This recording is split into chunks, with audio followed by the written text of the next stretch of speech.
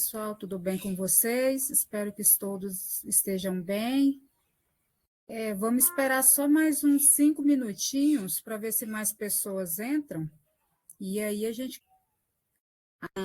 as pessoas que forem entrando, aí ele vai colocando a nossa conversa, tá certo? Vamos lá, pessoal. Vocês me escutam bem? Aí dá um ok aqui no chat, se vocês estão escutando bem.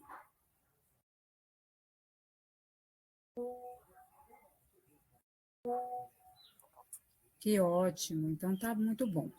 Bom, então começando aqui. Então, para quem não teve a oportunidade de me conhecer, que eu não sei se todos e todas participaram. Então, gente, muito bom dia para vocês nesse sábado aí de céu limpíssimo, né?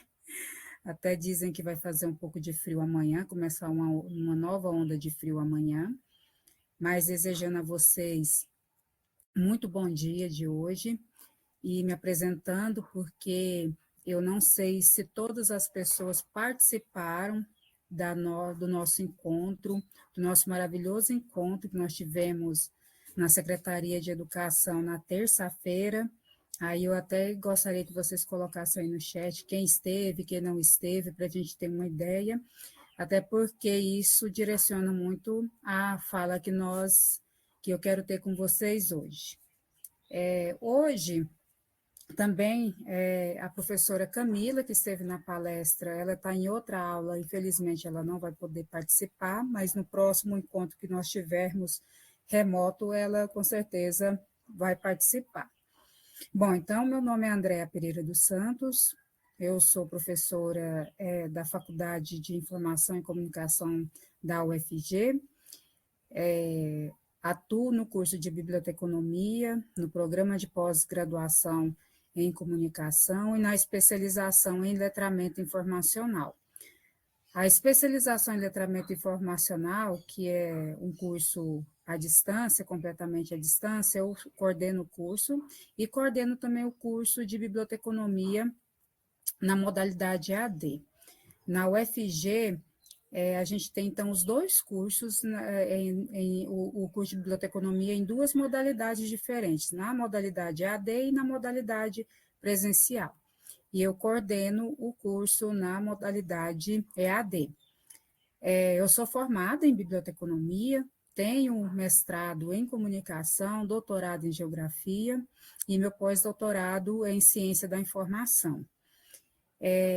Essa atividade que nós estamos iniciando hoje, esse curso de 40 horas, ele é uma atividade financiada pela CAPES, via o edital de 2023, o edital chamado Inova EAD, e esse edital, ele propunha para as instituições que gostariam de participar, de concorrer à verba do edital, verbas, então, para a gente poder realizar atividades, cursos, treinamentos, sobre os produtos educacionais que a gente desenvolve aí ao longo do nosso percurso, aí, especialmente aquilo que a gente desenvolve no âmbito do EAD. Então, a UFG concorreu nesse edital, eu e o professor Laser, que eu não sei se alguns tiveram a oportunidade de conhecer, que apresentou um jogo de matemática no dia da palestra, no encontro de terça-feira. Então, nós nos propomos a apresentar nossos produtos educacionais.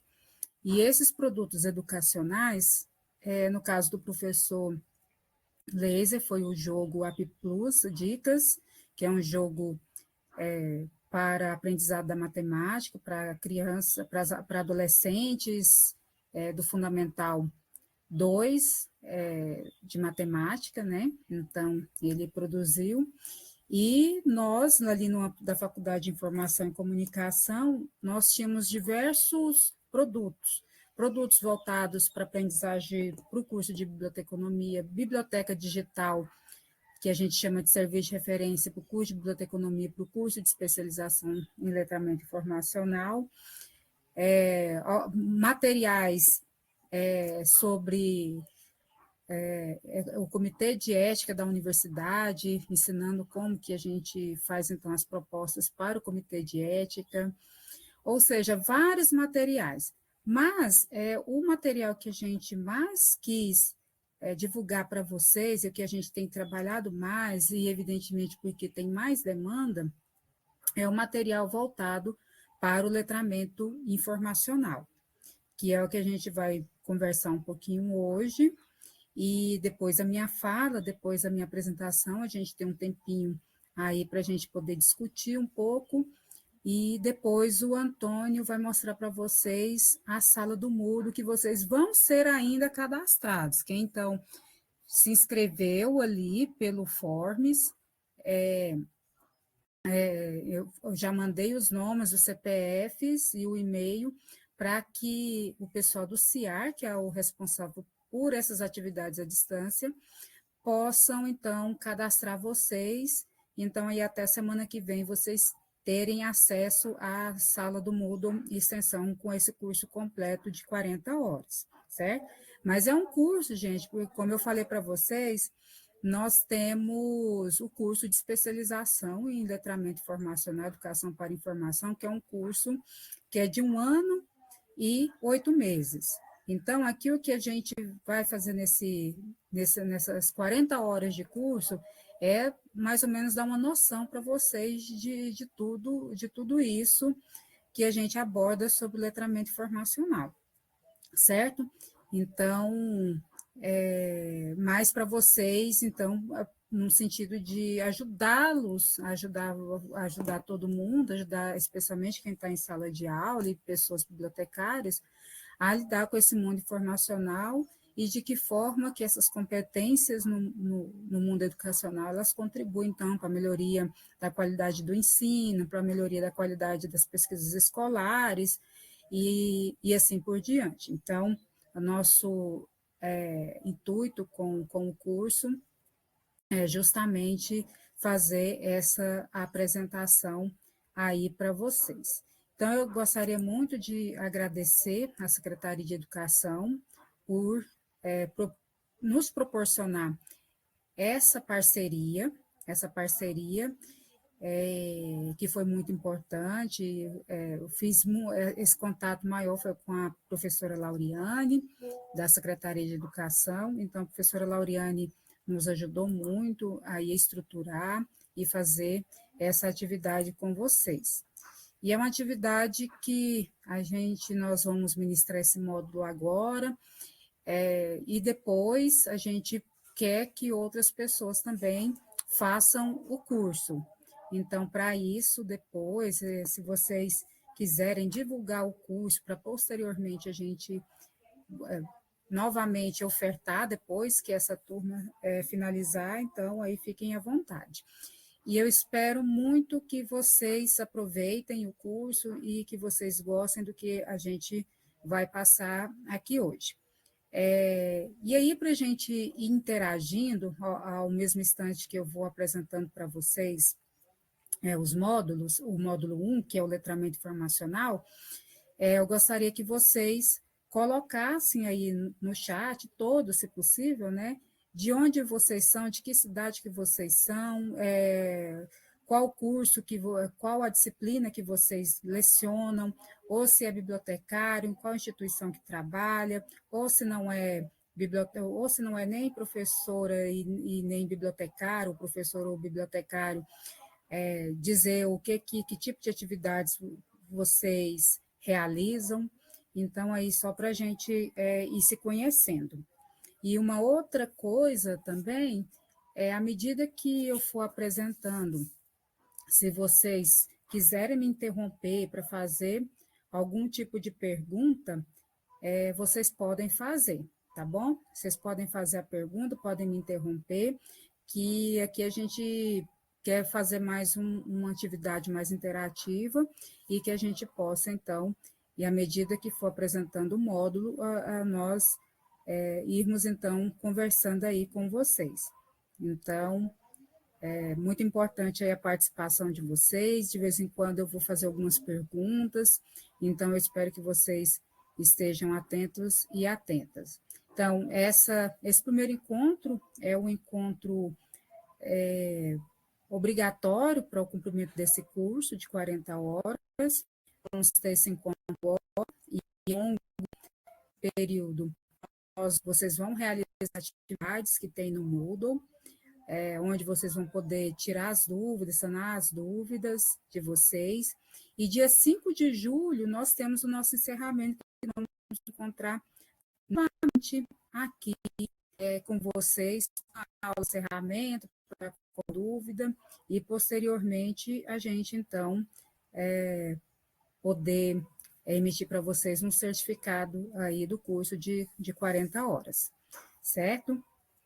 Então, vamos lá, aqui a gente vê que tem pessoas estudantes de biblioteconomia, bibliotecários até de outro estado, a Mariclê, que é de Porto Alegre, então, professores deixa eu ver aqui, que colocou aqui, professor substituto de língua inglesa na UFPB,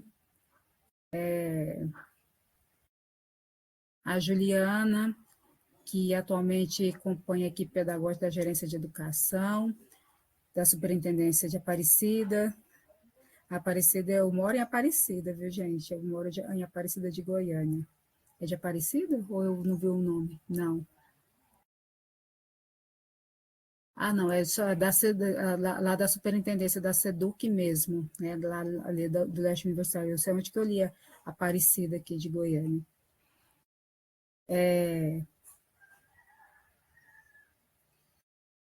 Estudante de artes visuais. Ai, que bom, gente. Então, quem quiser passar o link para outras pessoas que quiserem participar e posteriormente fazer a inscrição aqui no curso, vocês podem convidar também. Bom, então aí vocês vão escrevendo aí. Quem mais, gente? Parece que tem poucos professores aqui. Tem mais professor? Quem mais é professor? Ou professora?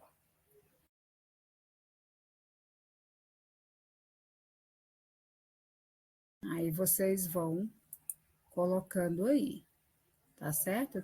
Nós somos 28 pessoas, vamos lá, gente, vamos participar, porque aí eu preciso saber mais ou menos quem agora é professor, especialmente, para a gente também direcionar um pouco a nossa fala para vocês também de áreas diferentes. Então, se vocês puderem colocar as áreas de atuação de vocês, especialmente quem está na docência, aí eu acho que vai ser muito bacana.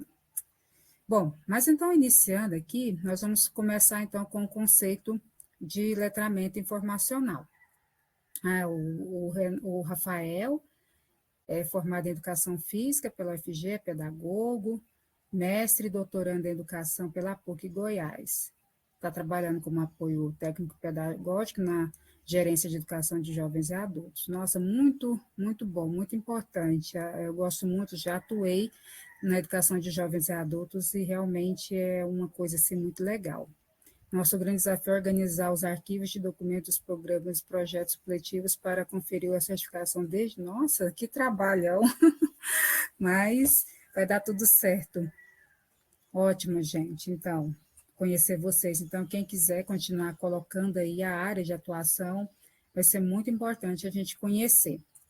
Bom, então, primeiramente, trabalhando aqui com vocês, em relação ao conceito de letramento informacional, a GASC e o Tescarolo, ela vai dizer o seguinte, que o letramento informacional é um processo de aprendizagem que deve começar na educação básica e que possibilita as pessoas desenvolverem competências e habilidades a fim de lidar com a informação nos seus diferentes contextos éticos e legalmente. Bom, e aí também o letramento informacional, como a citação dos autores estão dizendo, o ideal, o mais importante é que esse letramento ele comece já na primeira infância ali, né? Então, desde ali a educação infantil, a gente já pode começar com o trabalho do letramento informacional, e vocês vão entender por quê.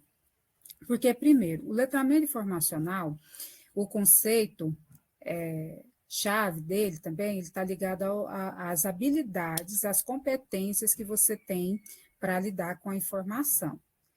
O letramento informacional ele é um estudo que ele existe desde ali a década de 1950, nos Estados Unidos, e que ao longo desse período ele vem desenvolvendo os conceitos já diante ali de um mundo informacional, e ainda mais agora com a internet, com o mundo tão digital como nós temos, e com essa proliferação das fake news, da desinformação. Lembrando que que fake news não existe, não é um acontecimento da nossa contemporaneidade. É um acontecimento que, desde que o mundo passou, que o ser humano passou a se comunicar, a trocar informações, a gente sabe que existe aí essa questão da desinformação, das fake news e tudo mais.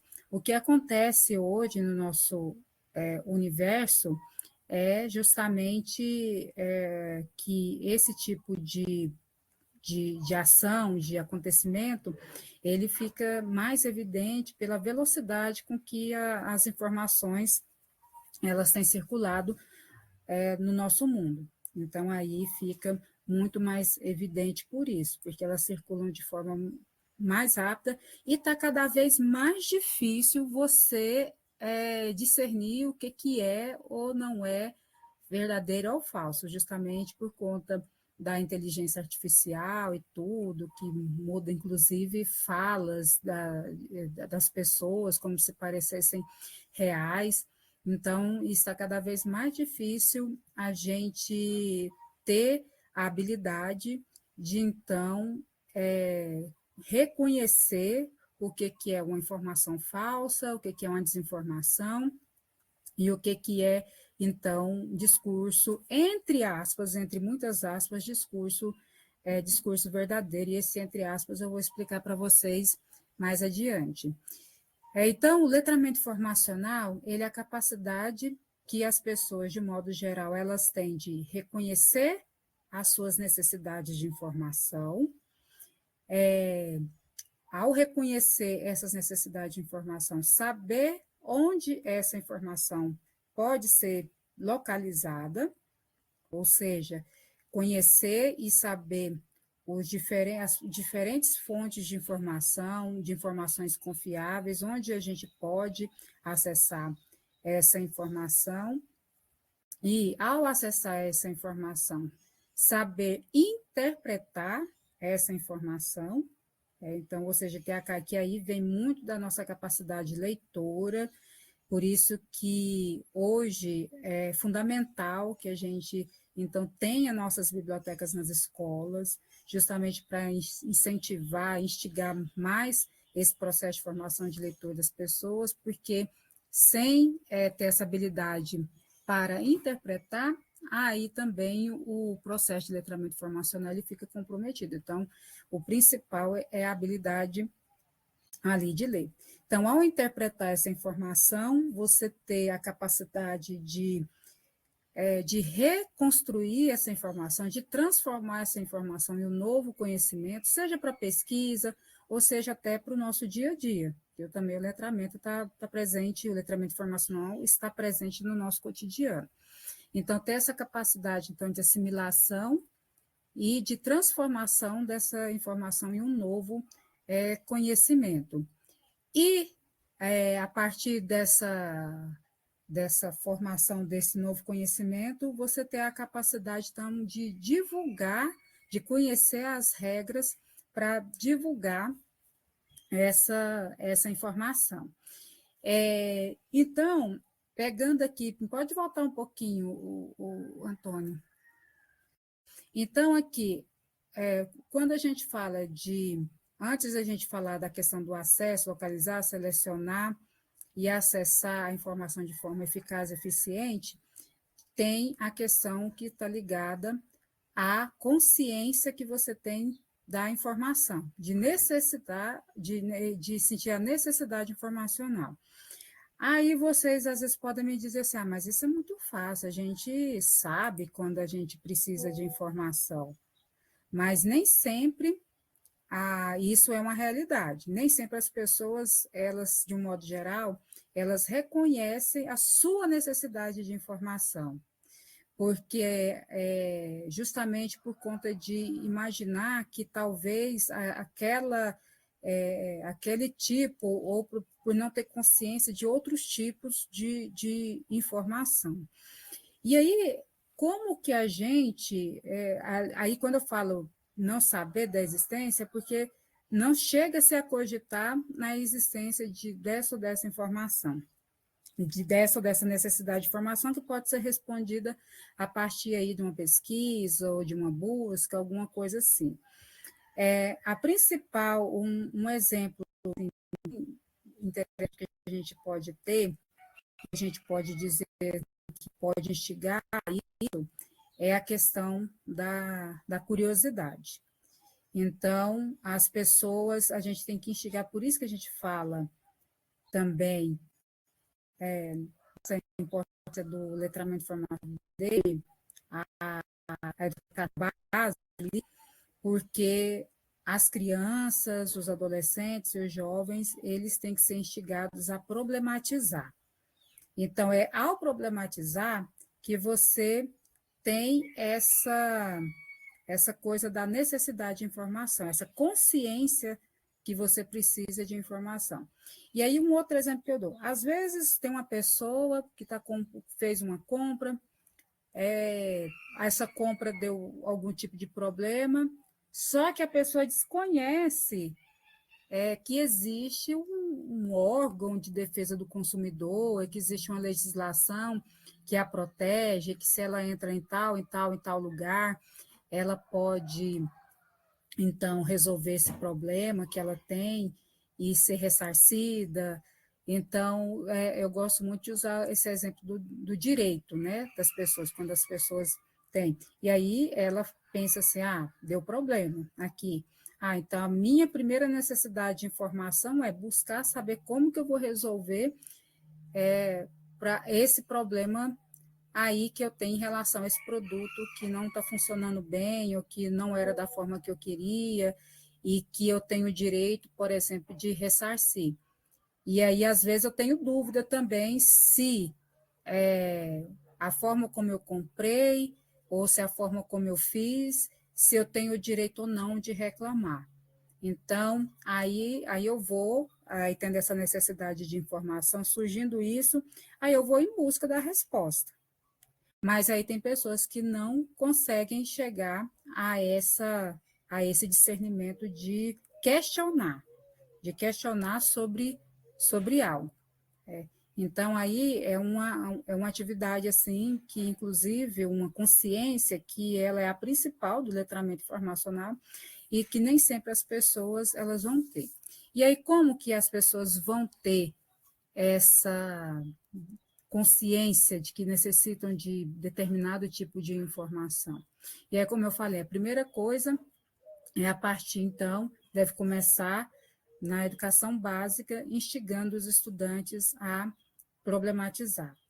E aí que entra um conteúdo que era para ser ministrado hoje também com a professora Camila, mas ela está em outra aula, infelizmente ela não vai estar, mas que eu posso falar aqui um pouquinho para vocês. Uma dessas coisas é a parte da pesquisa escolar. Mas a pesquisa escolar não é aquela pesquisa que fala assim, eu dou um tema ali, Segunda Guerra Mundial, e manda os estudantes escreverem sobre Segunda Guerra Mundial.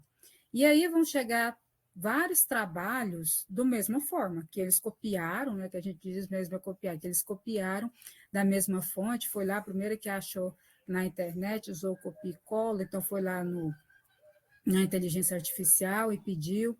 Então, aí vão chegar trabalhos ali iguais, porque vão falar sobre quando que a guerra surgiu, por que que a guerra surgiu, quem foram os atores principais que atuaram nessa Segunda Guerra, os países que foram mais atuantes, e vai chegar lá dizendo no final que a guerra acabou em 1945, né?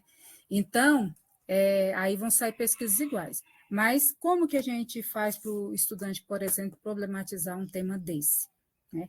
Então, é falar o seguinte, dar o tema Segunda Guerra Mundial e falar, olha, agora os grupos ou as pessoas individualmente vão pensar em alguma especificidade da Segunda Guerra para pesquisar. Aí pode surgir questões como, qual foi, então, o papel da mulher dentro da Segunda Guerra Mundial. Então, aí eles vão pesquisar, um grupo ou um estudante individualmente vai pesquisar sobre o papel da mulher. Qual foi a participação do Brasil na Segunda Guerra Mundial? Então, ou seja, vão sair diversos, instigando o estudante, vão sair diversos temas dentro da própria tema Segunda Guerra Mundial, que isso depois pode virar um seminário, que pode ser debatido entre os estudantes, e aí eles vão aprofundar mais ainda nessas questões ligadas à Segunda Guerra Mundial. E aí também, junto com isso, junto com essa questão da problematização, de criar, então, essa perspectiva de você, então, trabalhar a curiosidade do estudante, vem também a leitura. Então, incentivar cada vez mais as práticas de leitura. Por quê? Porque ao ler muito, as pessoas tendem a questionar coisas que estão dentro dos textos também. Seja ele um livro literário, seja um livro informativo, seja uma revista de notícias, seja o que for.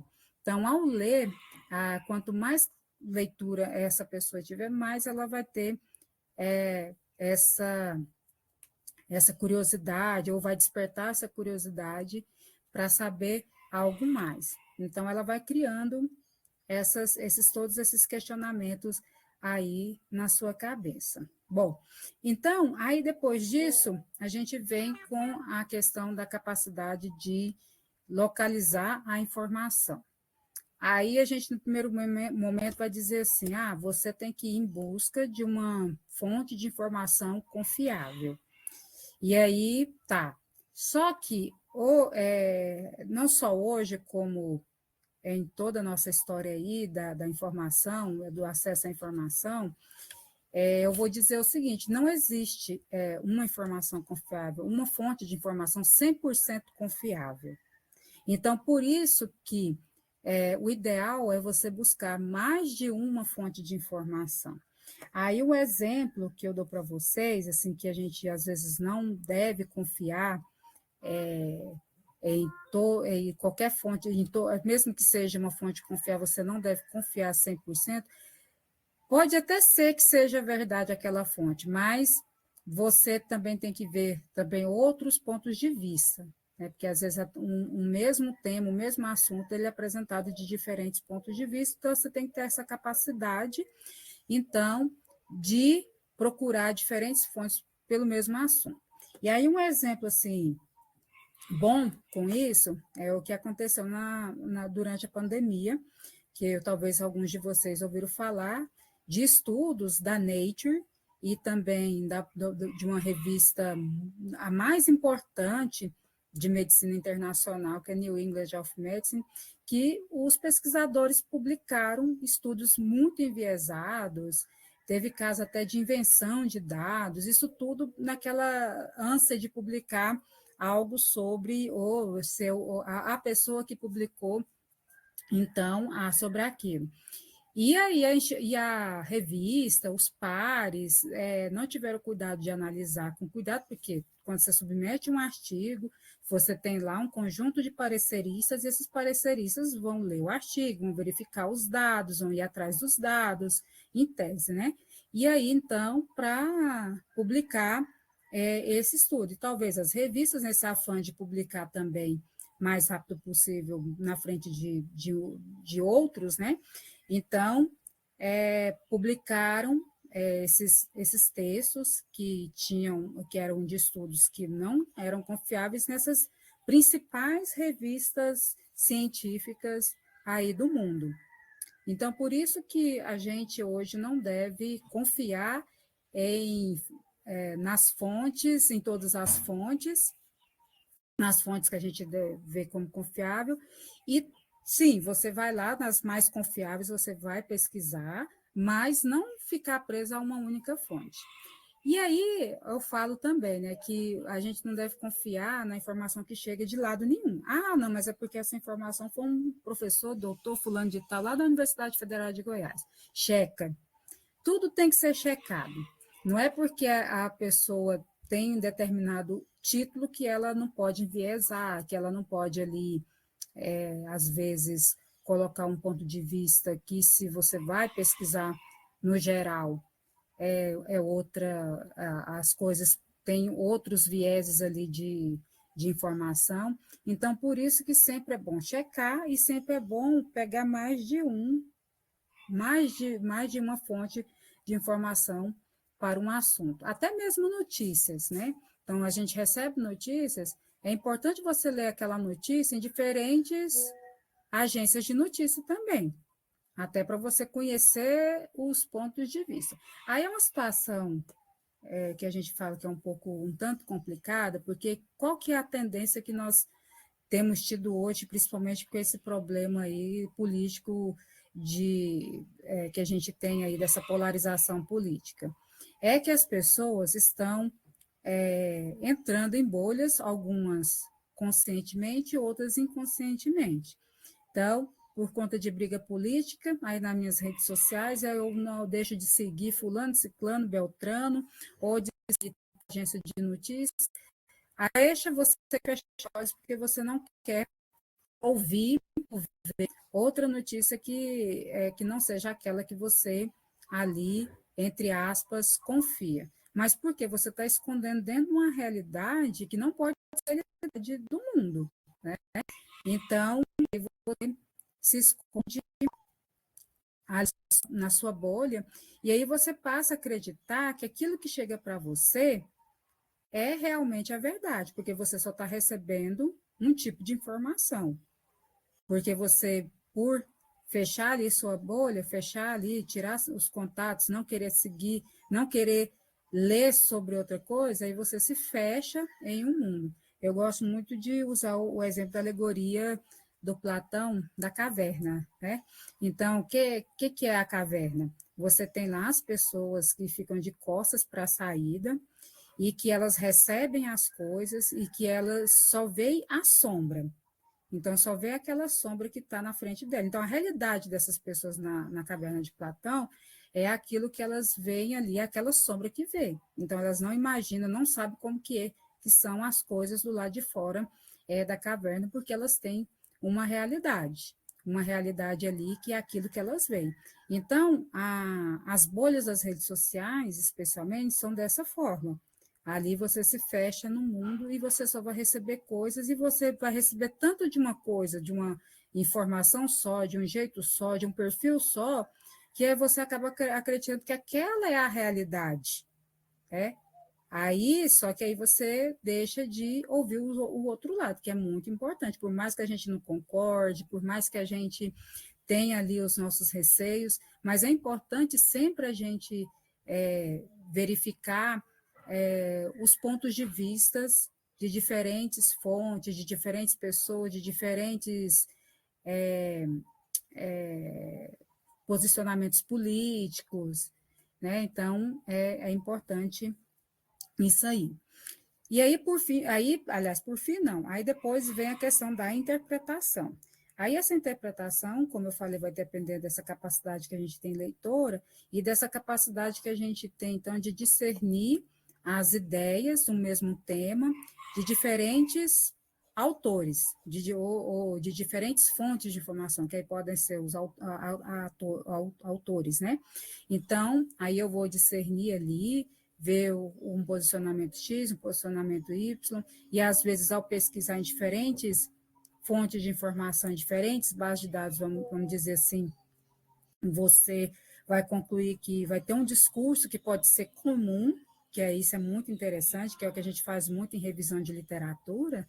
Então, quando a gente vai escrever um tema, e aí você vai fazer uma revisão de literatura sobre o tema, então você quer saber assim, não, o que é ciência, o que, de modo geral, os cientistas estão dizendo hoje.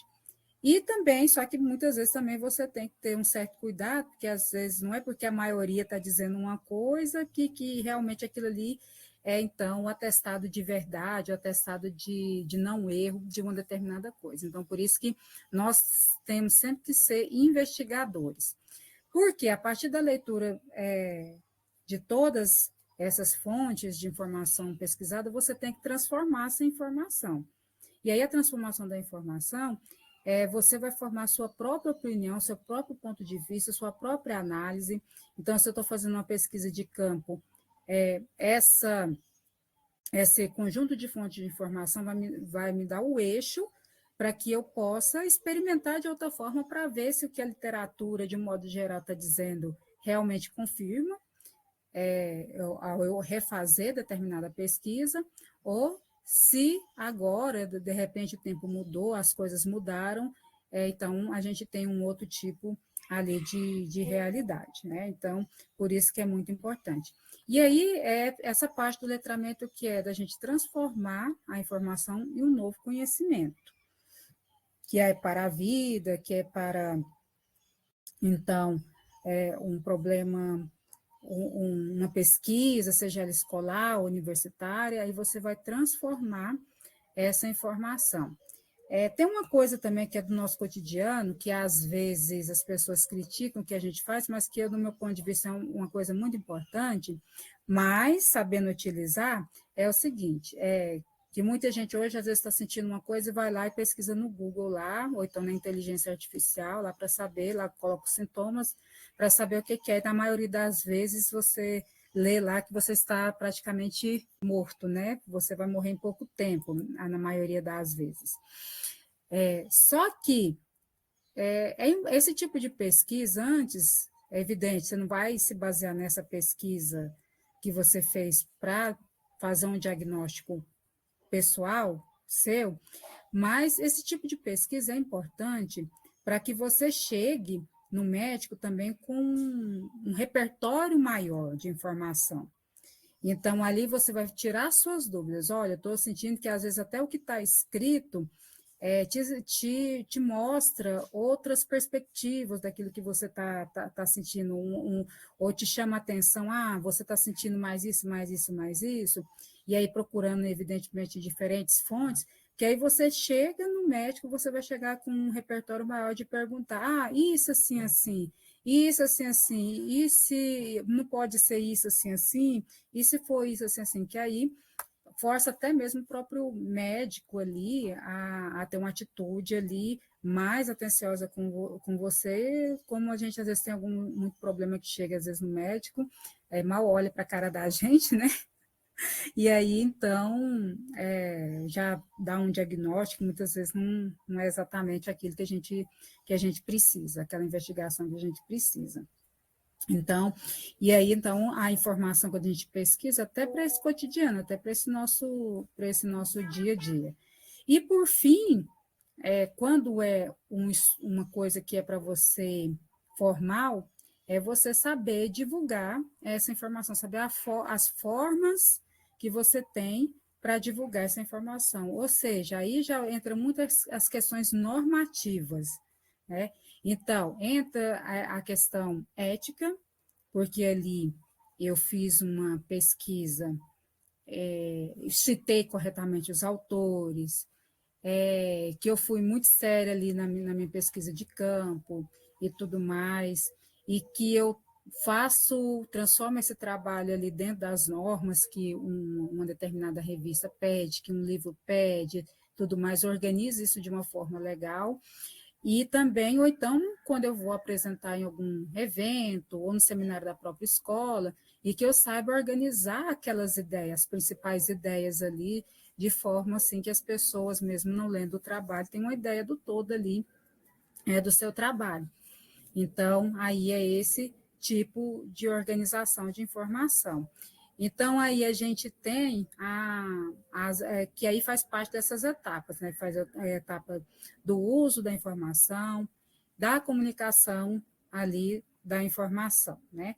E aí, por isso que essa questão do ética é muito importante. Aí tem uma questão muito interessante que a gente que está no afã do dia, que é a respeito do uso do chat GPT para as pesquisas escolares e acadêmicas. Muitas vezes a gente fica acabando presos aí com essa questão de preocupar se o aluno fez ou não fez plágio, ou se usou ou não a inteligência artificial. Bom, a inteligência artificial ela está aí, são ferramentas importantíssimas e muito boas para a gente dentro da perspectiva escolar, dentro da perspectiva acadêmica. Então, o que a gente, nessa perspectiva do letramento informacional, o que a gente tem que fazer é saber utilizar e saber ensinar para os estudantes a forma ética de se utilizar, então, a inteligência artificial. Não simplesmente dizer que é proibido, perseguir, essa outra coisa, porque não é exatamente assim. Então, quando a gente aprende a lidar com a inteligência artificial, que a gente aprende os aspectos éticos de como utilizar, então, e é isso aí que a gente tem que saber fazer para, então, incentivar os estudantes a fazer o uso ético dessa ferramenta, que pode contribuir muito, então, para as pesquisas acadêmicas, para as pesquisas escolares e tudo mais, né? E aí, dentro de todas essas etapas aí do letramento informacional, aí chama a atenção, mais uma vez, do espaço físico da biblioteca.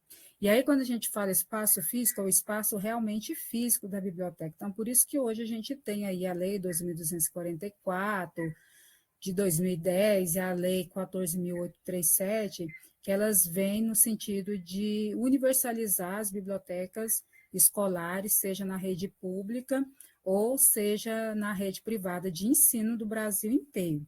E aí os estados, a partir dessas duas legislações, vêm desenvolvendo suas legislações próprias a esse respeito. Porque o espaço físico da biblioteca, ele é um espaço onde você pode fazer com que o estudante tenha contato com diferentes fontes de informação, sejam as físicas, que é o livro, ou as informações digitais que estão na internet também. E aí, por isso que é importantíssimo, além de ter a biblioteca, você ter a pessoa formada em biblioteconomia, auxiliar, ajudar no processo educativo da escola, né?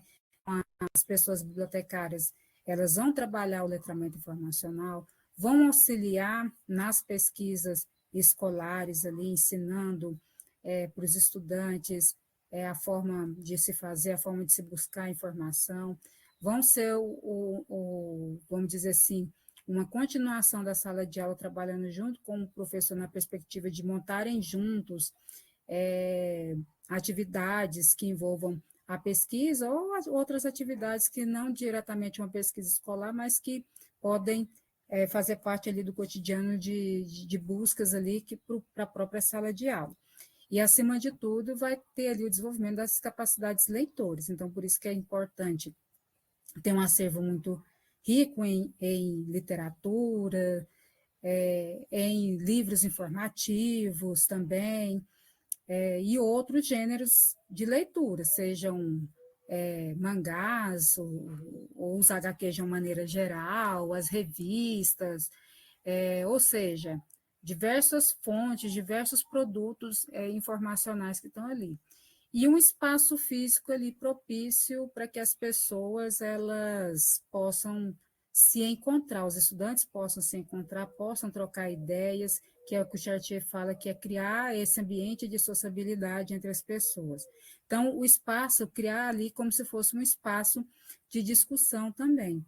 Então, isso é muito importante, a gente precisa, então, desenvolver essa colaboração, que é entre professores, letramento informacional e biblioteca escolar. E aí, nesse modelo teórico que a Patrícia Montiel-Overall, ela coloca de estruturar esse processo de colaboração entre professores e bibliotecários, que é o TLC, Teacher Librarian Collaboration, explicado por Pereira e Campelo. Esse modelo ele abrange 4 fases, que é a coordenação, a cooperação, a instrução integrada e o currículo, porque o currículo, também dentro de um processo ali da biblioteca, vocês vão perceber que a biblioteca, as pessoas bibliotecárias que venham a trabalhar nesse ambiente precisam ter muita consciência e muita aproximação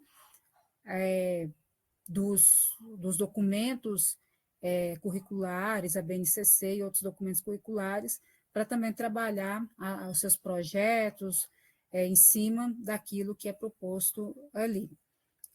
Então, nessas fases ali da coordenação, tem como foco, então, esse alinhamento de atividades entre professores, estudantes, dos horários de funcionamento ali da biblioteca. A cooperação, então, é marcada pelo aumento da intencionalidade.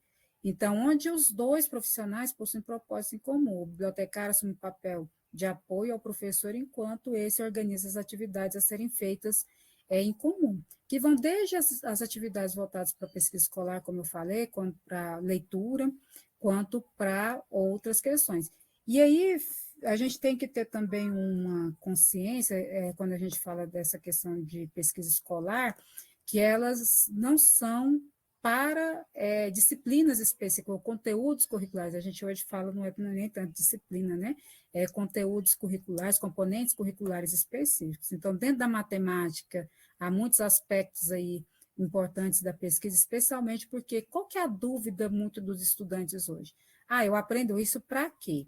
E aí a gente percebe que a matemática aí, ela está presente em todos os momentos aí da nossa vida, quando a gente pega a própria geometria mesmo, até quando você vai na academia, você está usando a geometria. Porque eu vou nessa leg press de 45 graus, de 90 graus, vamos fazer o exercício. Então, a gente percebe então, que a matemática, a geometria, a física, a química, a biologia estão presentes aí em todo momento. Então, dá para você fazer uma cooperação, um professor de matemática, professor de física, para realizar pesquisas e aplicar, fazer com que os estudantes percebam a aplicação dessa matemática ali dentro todo desse conceito aí, para, então, os estudantes terem mais consciência do porquê se aprende determinadas coisas.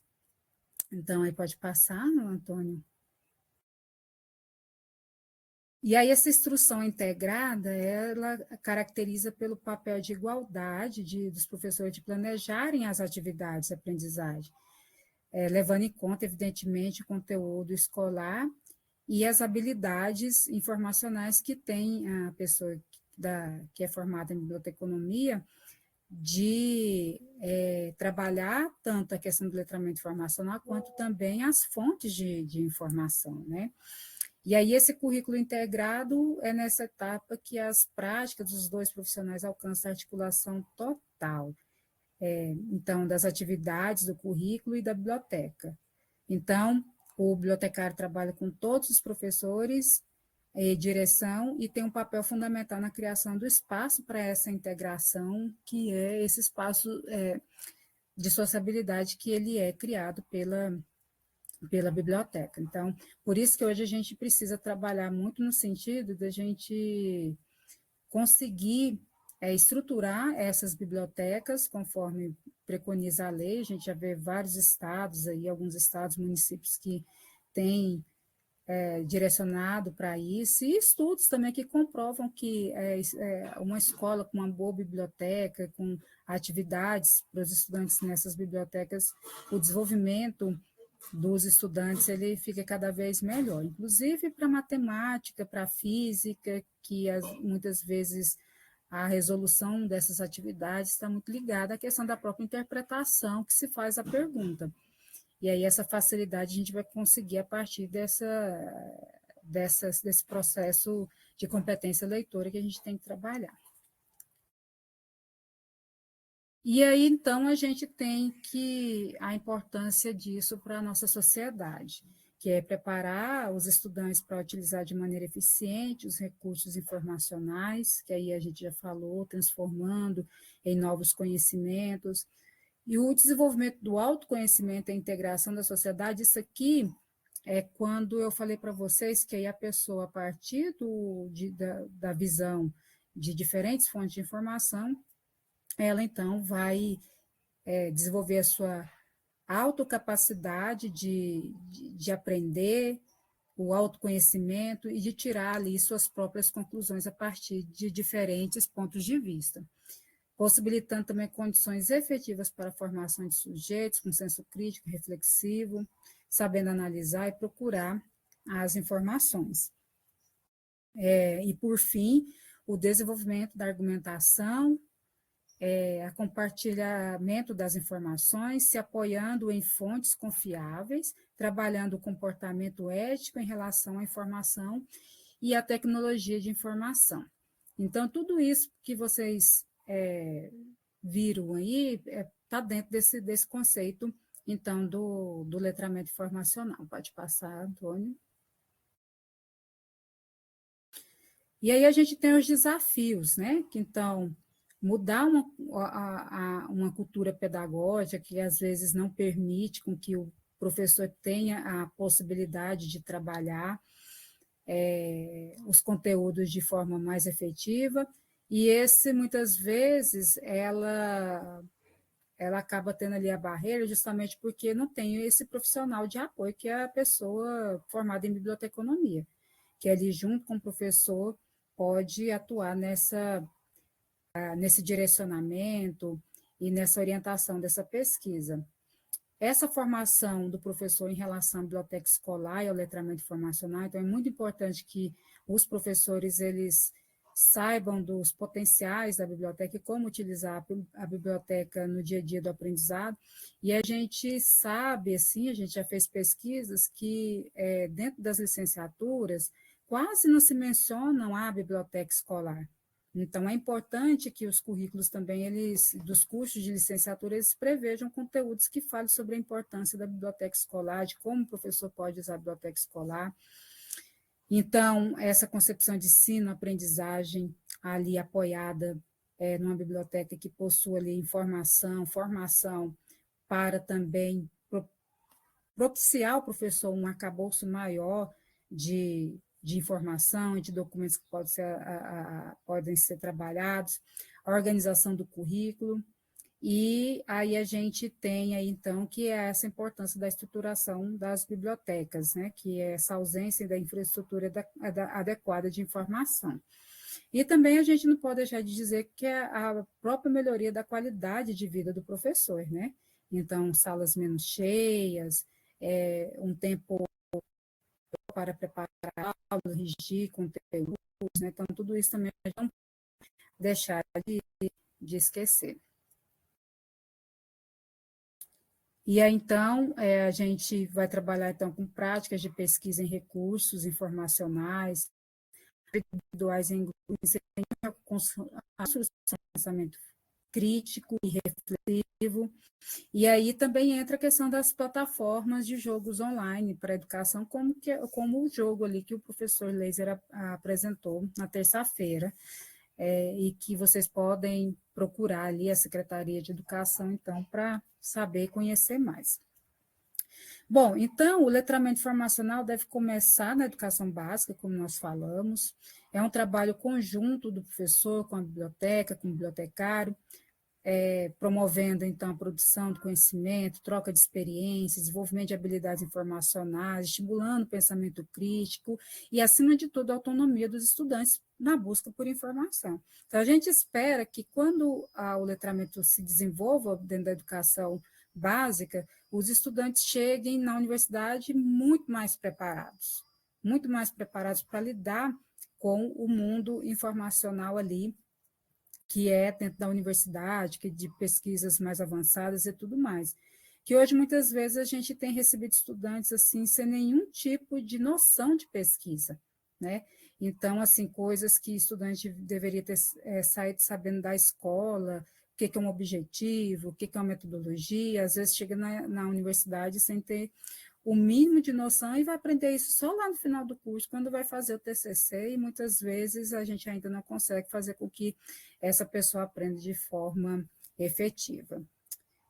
Bom, então, eu acho que é isso.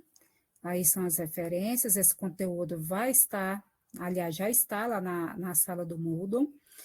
E aí eu abro agora para vocês, quem quiser agora falar um pouquinho, para depois eu passar para o Antônio, para ele apresentar para vocês a sala do Moodle. Alguma pergunta, algum comentário? Alguém quer falar um pouco da sua experiência?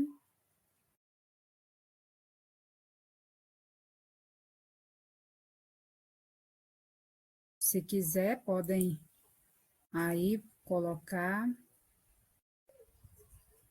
Estou vendo que algumas pessoas estão digitando aqui, vamos ver.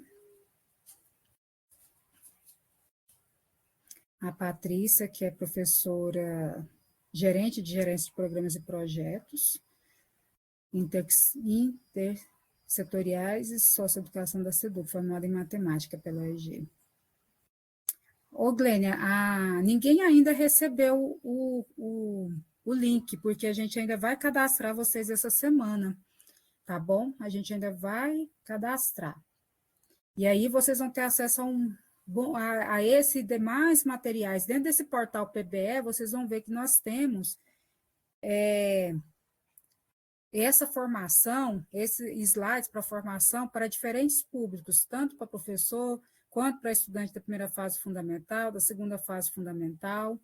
Então, a gente tem esse conteúdo disponível aí no portal PBE. Aí vai ter frequência, a gente vai soltar daqui a pouquinho a frequência.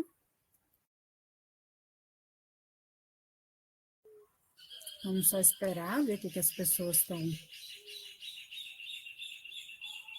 colocando.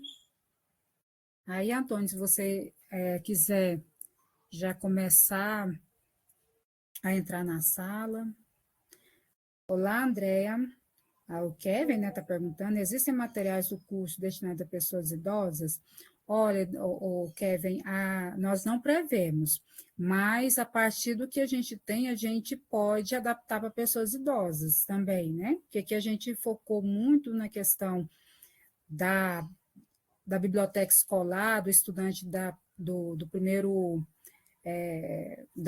até o ensino médio, e até na formação de jovens e adultos a gente tem um conteúdo ali que pode ser usado com jovens e adultos, mas para idosos a gente tem as possibilidades aí de adaptação.